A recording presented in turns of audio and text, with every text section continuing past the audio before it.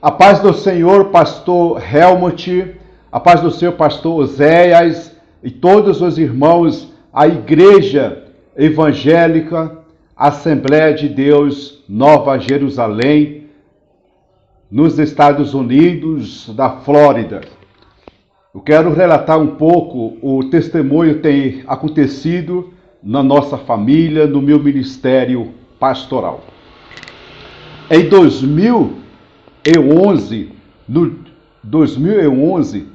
no dia 27 de novembro de 2011, o pastor Helmut, junto com o pastor Ramon, irmão Bandina, Paulo Asside Bandina, e a missionária Emília e o irmão Antônio, vieram aqui no Brasil, no Mato Grosso, em cidade de Nova Chavantina, me encontraram lá, encontraram a minha família, minha esposa, os meus filhos, deram proposta, deram um projeto dele para nós, um projeto de Deus, através desse plano do pastor Helmut, e depois eles aprovaram, e essa comitiva que vieram, em viagem missionária no Mato Grosso, em Brasil, aí depois aprovaram. E no ano 2012, e eles conseguiram levantar, o pastor Helmut levantou através dessa igreja, a Igreja Evangélica Assembleia de Deus Nova Jerusalém, aí nos Estados Unidos, levantou uma oferta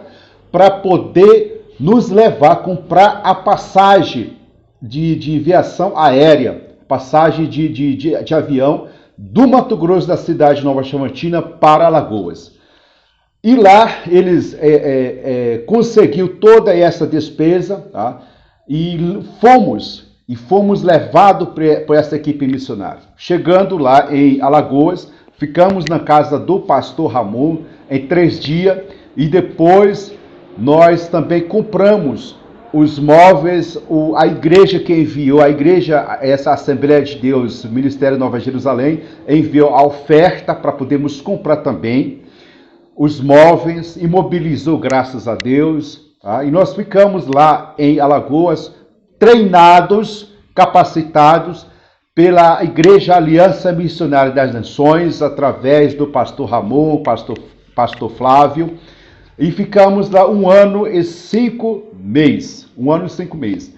Então, essa é a obra que essa Igreja Evangélica Assembleia de Deus Nova Jerusalém fez na nossa vida. E de lá, depois desse 1 ano e 5 meses, nós voltamos aqui no Mato Grosso, em cidade Campinápolis.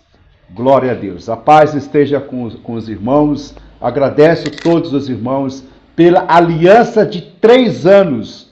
3 anos que a Assembleia de Deus, aí Ministério Nova Jerusalém, fez na nossa vida, sustentando, enviando oferta para a nossa família.